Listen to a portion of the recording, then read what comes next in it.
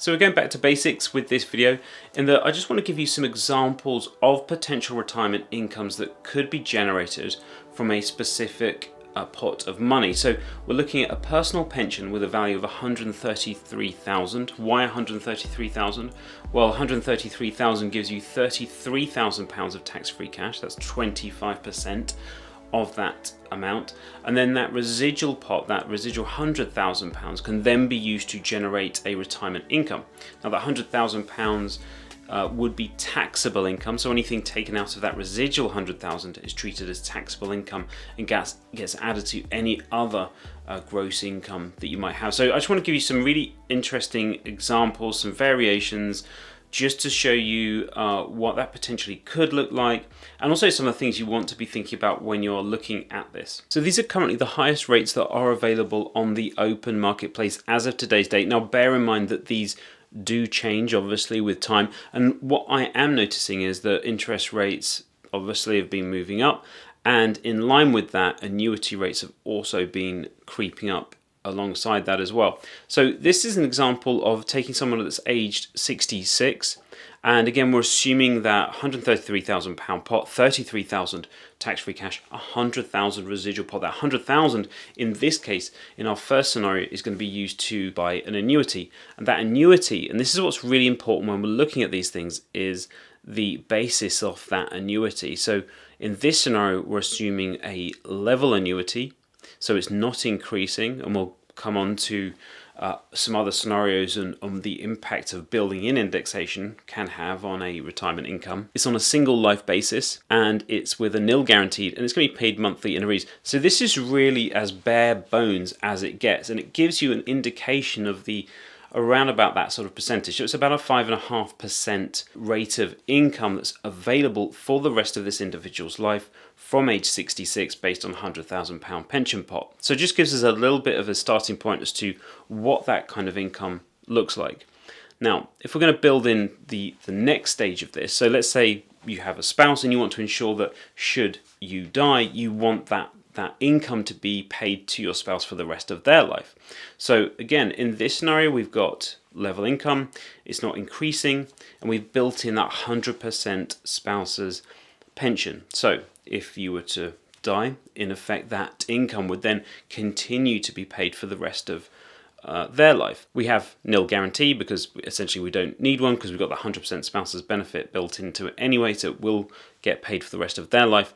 Obviously, this has a big impact in terms of the starting rate of that annuity. So it does bring it down by approximately just under £800 when we compare it to our single life annuity on the same basis. So it does have a significant difference, because clearly we've now got two lives that are going to potentially benefit from this annuity. So there's a greater chance of obviously one of those living for a longer period of time. One of the biggest issues with a single life annuity is the risk of dying very, very soon into starting to take that annuity. So potentially you could die almost immediately on taking the annuity, and in effect that £100,000 pot of money would have been lost. Now, what you can do if you don't have a spouse's benefit in there is you can start to build in guarantees. So in this case, we've put in place a 10-year guarantee, meaning that the first, let's say the individual dies after 5 years, they would have received 5 years worth of income payments, and then their estate would receive the remaining 5 years, typically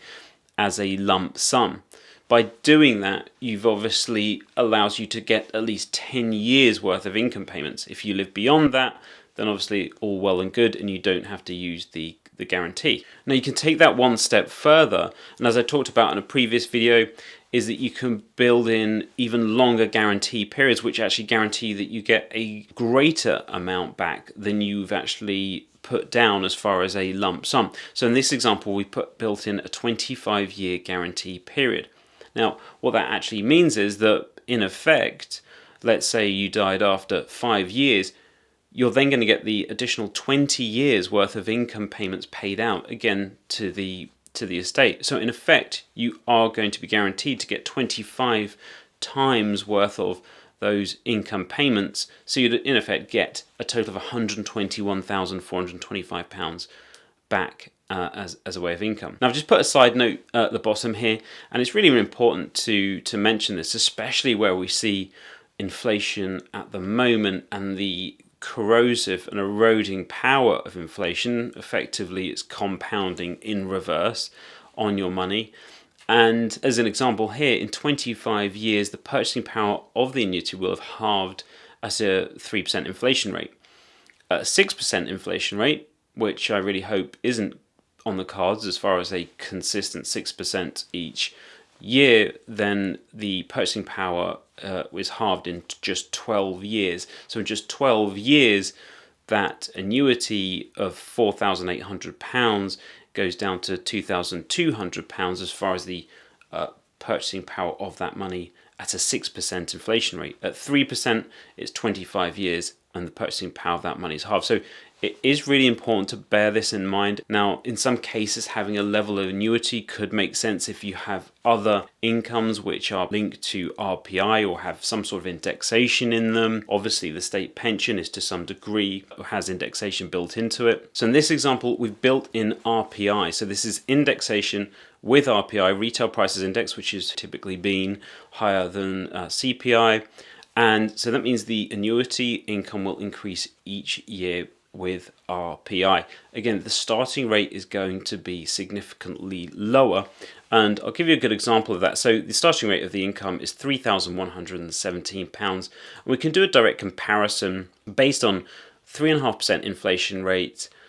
We've got our level annuity on the other side of 5,515, so exactly the same basis, but one with RPI built in, one that's just level, and clearly over time the starting rate on our RPI'd annuity does eventually catch up, not until around age 83. So we're actually then at the same starting level of income as a level annuity. But overall, at 3.5% inflation rate, 3.5% RPI, we still actually would have been worse off at 3.5% with RPI versus our level annuity, worse off by about £19,000. Now, where indexation obviously really comes into its own is where you have a position of very high levels of inflation. So let's say inflation is running at 5% a year. The point at which we cross over is earlier, clearly at age 77, and we end up at age 88 marginally better off by about 2,300. Now clearly that's at 5%.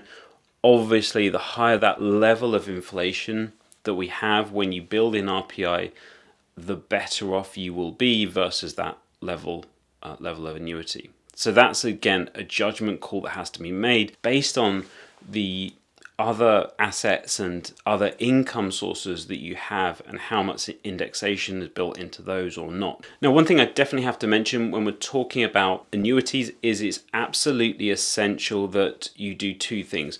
One is that you research the whole of market. You go out there to the marketplace and you see who's offering the best rates. And secondly, you ensure that if there is anything that you have as far as medical conditions, lifestyle factors such as smoking, that those are all taken into account, because potentially you can get a higher rate of annuity, something that is known as either enhanced or an impaired life annuity, which can be up to 10 to 20% greater levels of income if you have an impaired life meaning that there's the potential you have a shorter life expectancy than the average. Now, there are just further two examples that I just wanted to give you. One of those was the fixed term annuity, which is really the kind of bridge between annuity and flexi access drawdown or drawdown as it's known as. And that's really where you fix a level of income, a specific level of income for a period of time. In this example, we've got a 5-year term. It's paid monthly in arrears, and what happens is that you take out a fixed term annuity, you get that guaranteed level of income of $4,638 per year, and at the end of the 5-year term, you then get a guaranteed maturity value of £85,800, which you then can use to either buy annuity, you can go into flexi access drawdown with that money, or you can take out another fixed term annuity. So it gives you those options, and also includes 100% value protection, which in effect means that the value of that annuity gets paid to your beneficiaries minus the income payments that had already been paid. So again, there's some protections built into it. but it is that sort of bridge between annuity and drawdown, and fixed term annuity sits right in there. Which brings us on nicely to flexi access drawdown, or drawdown, which is really where you have that huge flexibility from taking anything from zero up to £100,000 in the case of a £100,000 pension pot.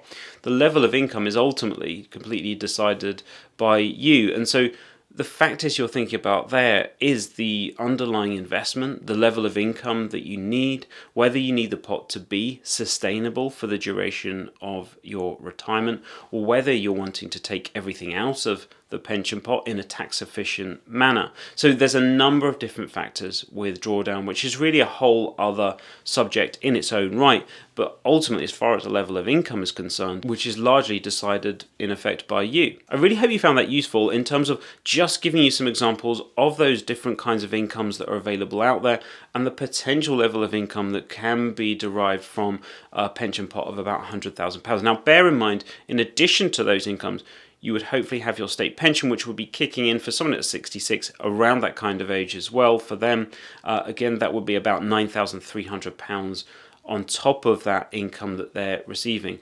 Bear in mind also that those are gross incomes that I've been talking about, so therefore tax would be payable once you go over your personal allowance.